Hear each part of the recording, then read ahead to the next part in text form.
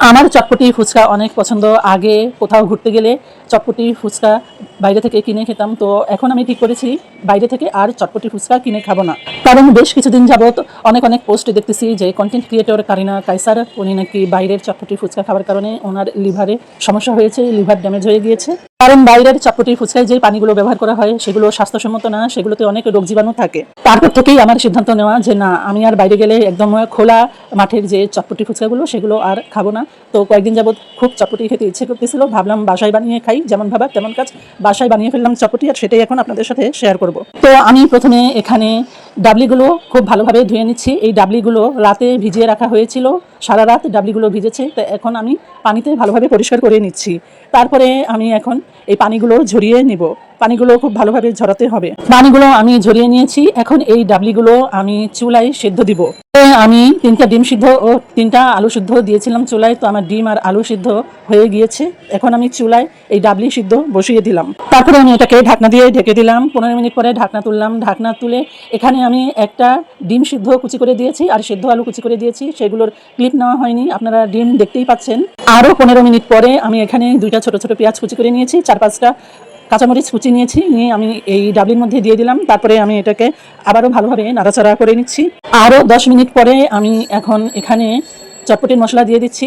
এখানে আমি 2 চামচের মতো চটপটি মশলা ব্যবহার করেছি। আগে 1 চামচ দিলাম, দিয়ে নাড়াচাড়া করলাম। তারপরে আরও 1 চামচ দিলাম, দিয়ে নাড়াচাড়া করে নিচ্ছি।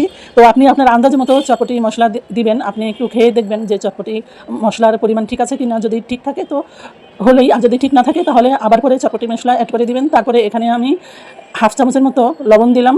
লবণটাও আপনি আন্দাজ মতো দিবেন, দেখে নেবেন যে লবণ ঠিক আছে কিনা। লবণ বেশি হয়ে গেলে কিন্তু পরে আর চটপটিটা খেতে ভালো লাগবে না। তারপরে এখানে আমি তেঁতুলটা ভিজিয়ে রেখেছিলাম। তো এখন আমি তেঁতুলের টক তৈরি করব। তো আমি ভালোভাবে কচলে কচলে এই যে তেঁতুলের টক পানিটা তৈরি করে নিচ্ছি। দেখতেই পাচ্ছেন আমি একদম ভালোভাবে কচলে তেঁতুলের এই যে ছাবড়া বিচিগুলো ফেলে দিচ্ছি। তারপরে আমি এখানে 1/2 চামচের মতো চটপটির মশলা ব্যবহার করলাম। চটপটির মশলা দিয়ে আমি একটু ভালোভাবে নাড়াচাড়া করে নিচ্ছি। এই চটপটির মশলাটা পানির মধ্যে ভালোভাবে মিশিয়ে নিচ্ছি। তারপরে এখানে আমি 1/2 চামচের মতো চিনি দিয়ে দিচ্ছি। একটু চিনি দিচ্ছি যেন টক ভাবটা খুব বেশি না থাকে, এর জন্য। আর এখানে অবশ্যই চিলি ফ্লেক্স ব্যবহার করবেন। আমার বাসায় চিলি ফ্লেক্স ছিল না, এই জন্য আমি চিলি ফ্লেক্সটা দিইনি। তবে আপনারা অবশ্যই চিলি ফ্লেক্স ব্যবহার করবেন। পরবর্তীতে আমি আরও একটু চিনি দিয়েছি, কারণ টকটা খুব বেশি ছিল, আমরা আবার টক খেতে পারি না। তো এই দিকে আমার চটপটি কিন্তু রেডি হয়ে গিয়েছে, দেখতেই পাচ্ছেন কালারটা অনেক সুন্দর এসেছে। তো এখানে আমি বড় একটা পেঁয়াজ কুচি করে নিয়েছি। তারপরে আমি এখানে 2টা সিদ্ধ আলু কুচি করে নিয়েছি। তারপরে 2টা ডিম সিদ্ধ কুচি করে নিয়েছি, আর 4-5টা কাঁচামরিচ কুচি করে নিয়েছি। ধনিয়া পাতাও কুচি করে নিয়েছি। তো ধনিয়া পাতার ক্লিপসটা নেওয়া হয়নি। তারপরে এখন আমি এই চটপটি একটা প্লেটে ঢালতেছি সুন্দর করে। তো চটপটি দেখে তো আমার তর সইছিল না যে আমি কখন খাবো, ওয়েট করতেছিলাম। আসলে চটপটিটা আমার ভীষণ ভীষণ পছন্দের। তারপরে আমি এখন এই চটপটির মধ্যে একটু পেঁয়াজ কুচি দিয়ে দিচ্ছি। তারপরে আমি এখন দিয়ে দিব হচ্ছে একটু মরিচ কুচি। তারপরে আমি এখন এখানে দিয়ে দিচ্ছি হচ্ছে আলু কুচি। তারপরে আমি এখন দিয়ে দিব হচ্ছে সেদ্ধ ডিম কুচি। তো এই যে সেদ্ধ ডিম কুচিটা দিয়ে দিলাম। তারপরে সেদ্ধ ডিম দেওয়া হয়ে গেলে এখানে দিয়ে দিব হচ্ছে ধনিয়া পাতা কুচি। ধনিয়া পাতা কুচি দেওয়ার পরে দেব হচ্ছে ফুচকা। তো এই যে ফুচকা, এই ফুচকাগুলো আমি হাত দিয়ে ভেঙে নিচ্ছি। তো এই ফুচকাগুলো বাইরে থেকে কিনে এনেছি, বাইরে থেকে একদম ভাজা ফুচকা কিনে এনে এখন এই চটপটির মধ্যে ফুচকাগুলো দিয়ে দিচ্ছি। আসলে চটপটির মধ্যে ফুচকা না দিলে না চটপটির মানে আসল মজাটাই আসে না। এই ফুচকা না দিলে একদম চটপটি চটপটি মনে হয় না, তাই ফুচকা দেওয়াটা বাধ্যতামূলক।